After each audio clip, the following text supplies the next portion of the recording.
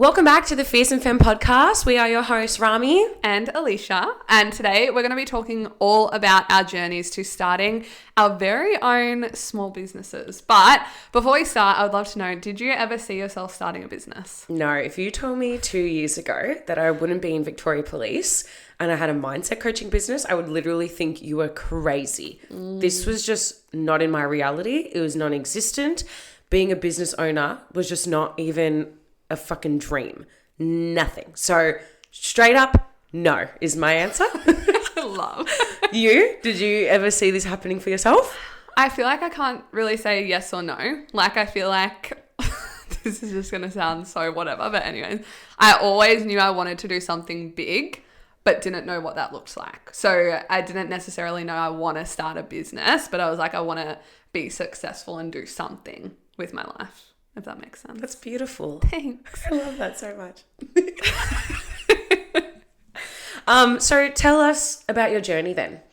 All right, where do we start? So my business was very much related to what I did at the time for work. And again, I feel like I may not have started a business if I wasn't doing this, but I was a group fitness instructor and personal trainer. And this was at the time where lockdown was had happened. So I started studying in the bulk of lockdown because it was 2020, and pretty much a friend just said to me like, hey, you love doing fitness all the time, like you should actually do the course, because I was just working at Priceline, had nothing to do, and I was like, okay, like why not? Thinking it would be like a little side hustle I'd do, because I was actually enrolled to do criminology and psychology, which is what you did, wasn't it? Crazy. Yeah. But I never ended up doing it. So I deferred and then just never went and did the course because I fell in love with fitness so much more than I thought I would. I just remember walking in the first day of work experience, and literally I just felt like a kid in a candy store of like, holy shit, like this is so fucking cool to be able to change women's lives like this. Like I just remember the feeling and I'm like, that's really cool. But I equally always knew when I sort of found out about online coaching, I was like, I want to do that. And I think it was probably more of the sense that was the cool thing at the time. And a lot of people were doing it because we were in lockdown. So that was my end goal, to just get experience first, because I do believe if you are in the fitness space, it's still really important to get in-person experience. There's nothing like that. And it's really hard to be online if you don't have that. But then it probably took, so I didn't start my business until 2023.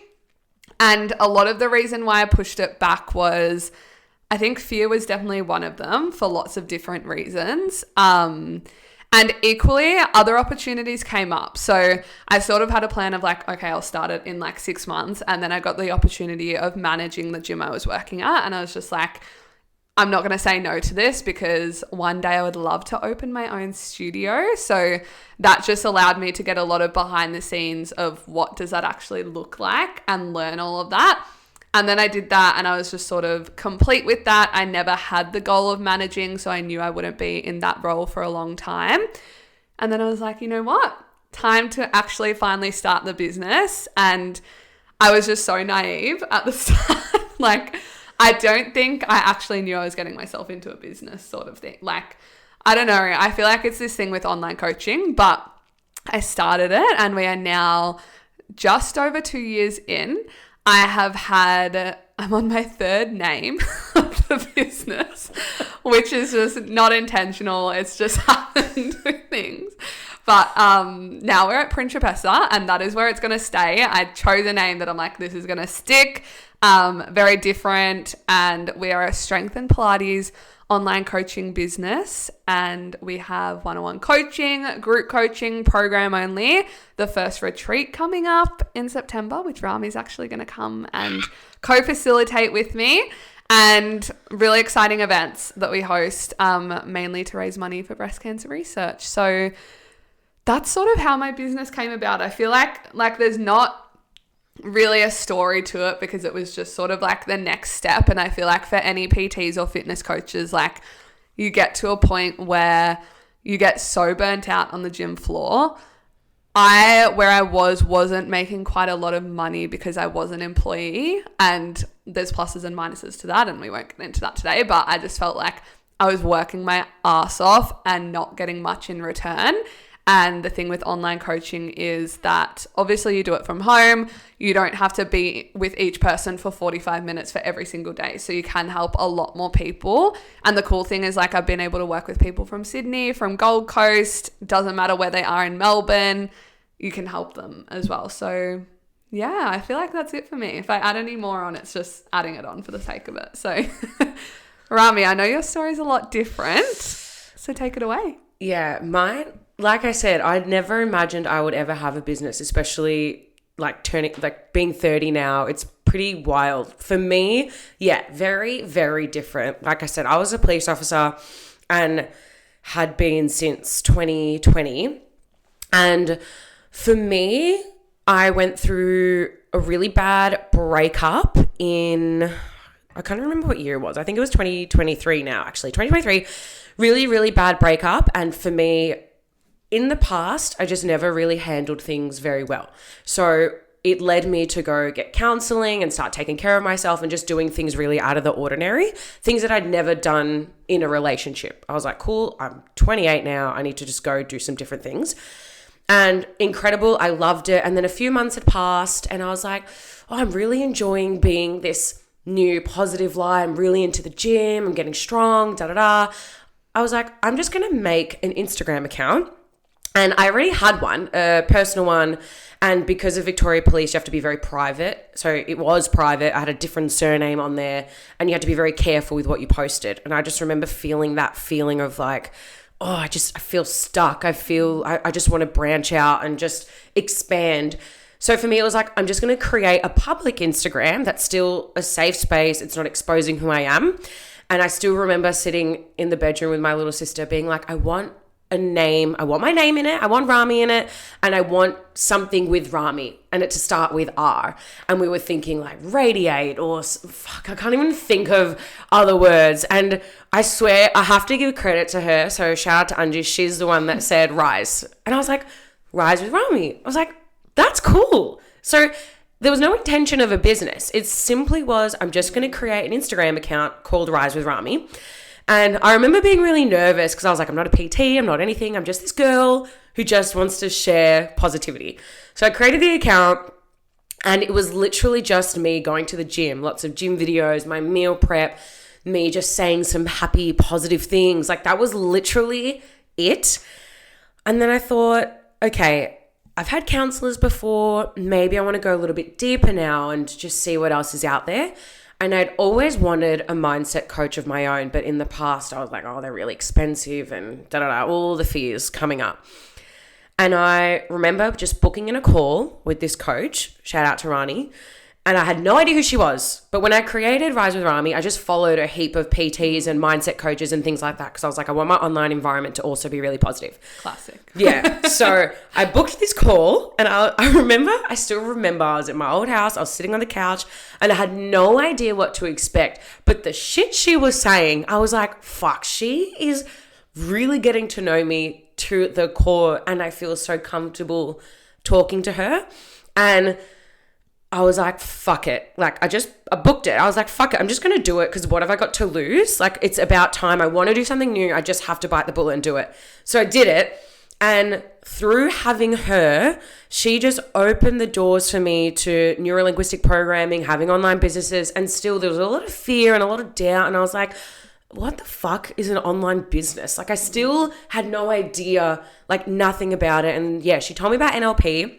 So I booked in the course for last year in March in the Gold Coast. And I remember going there and it was literally day 1 or day 2. I was like, I'm doing this. It was just a fucking decision that I made then and there. And I was like, because I really put my heart and soul into that course. Like, because obviously this was the start of my personal development journey and I was starting to really invest money. And I was like, if I'm going to invest this much money and go fucking interstate, because we're Melbourne girlies, like go interstate for a course, I better fucking try hard. Like I better give it my all. So that's exactly what I did. And it was day 2. And I still remember so clearly being like, fuck Victoria Police. This is not the change I thought I was going to actually provide in this role.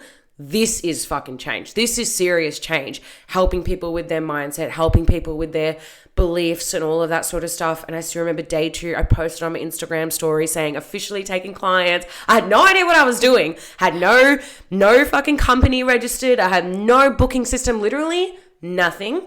But I was like, well, this is the decision we made. Like, we're just going to do it. And that's literally how my business came about. Just one thing after the other, one decision led to the next, to the next, to the next. And ever since then, I've just never looked back. I just created, like, Rise with Rami, the fun account turned into a business account. And now we run retreats, masterclasses, in-person events. It's pretty crazy what's come of, like, what started from pain from my breakup into a business. It's like, so that is honestly my story. I just turned my pain into power, and it was literally something I didn't expect to happen. Love. And Mic drop. But I love how we have such 2 completely different fucking stories. Yeah. I love that. So there you go, everyone. You said you didn't expect it to happen. What are some other things that you didn't expect to come from your business? Yeah. Lots. The main one for me was loss of friendships. And I think that is not talked about. And for me, because I started my business while working full-time shift work. So I've had the business since March last year and only just let go of Victoria Police in August. So for a good year and a half, I did both. So that required a lot of sacrifice. I sacrificed a lot of time with friends, family, with the gym, even with my partner. And some people could not deal with that, unfortunately. And for me, that's just what I didn't expect. I think I just jumped into it. I came home from NLP and I was like, everyone's going to be on board and everyone's going to love how much I've changed and everyone's going to love this and da-da-da. And then you just realize that as you level up, unfortunately, some people do not level up with you. So that was the biggest eye-opener for me. What about you? I think, like, honest to God, how hard it actually is. Because also to paint you a picture, I was 21 when I started my business. So I was quite young as well. Very, very, very, very, very naive. Like, so naive. And I just wish I could give that girl a hug. But yeah, I don't think I fully knew how hard it actually was, because I think especially in the online coaching space, you go on people's stories and you see signed up 3 new clients this week, signed up 5 new clients, all this sort of stuff. I literally, so honest, I don't know if I've shared this, but when I started my business, was so excited, put a video out, I'd put so much love into it, crickets. Did not have any clients for 2 weeks. And I was crying to my partner going, have I just like fucked up? Should I not have done this? Like, no one's interested in my offers. And when I got that first client, like, I was literally jumping up and down around the house. Like, she knows who she is as well. But I think it's fucking hard. Like, it's a lot harder than you see as well, because a lot of people all the time, still to this day, go to me, oh my God, you're doing so well. Everything looks so great. People were saying those things and I was going, oh my God, yeah. And I was inside being like, oh, but it's not really. But it's hard work. Equally, it's so worth it and I wouldn't trade it for anything. But I think, yeah, I would just say it is fucking hard work. That's probably the main thing that I didn't expect. Yeah. Instagram's a highlight reel. Yeah. We'll leave it at that. Mm-hmm. What's something coming up in your business that you are excited for? I could be here for days. I feel like I sort of want to go off topic for 1 second and then come back on topic. But my off topic is I had such a hard start of the year in business of just very much questioning, do I really want to do this? And that probably comes off the back of it is fucking hard. And I was almost going to throw like everything away and just switch up my whole life. And then I actually just recorded like a little video diary for myself the other day, because I had a moment of just being like, I recorded so many back in that hard time, because I'm like, I'm going to look back at this and be like, one day it's going to be better. Mm-hmm. And I was just like, that day, I feel like I'm even going to go emotional. I was like, that day is like here. I think especially I had the photo shoot with Ava, which was just like, so cool. Dude, this is just like, it's working, and like that day is here. It has gotten better. I've got my first retreat coming up. And I think just like continuing yeah, so I'm not even answering the question. That's okay. The things I'm excited for, the Ava X Principessa breast cancer event is just going to be insane. I think it's cool because by the time you guys are listening to this episode, like, we've probably already raised thousands of dollars, and right now the tickets aren't even live. Like, the first teaser's going live tonight.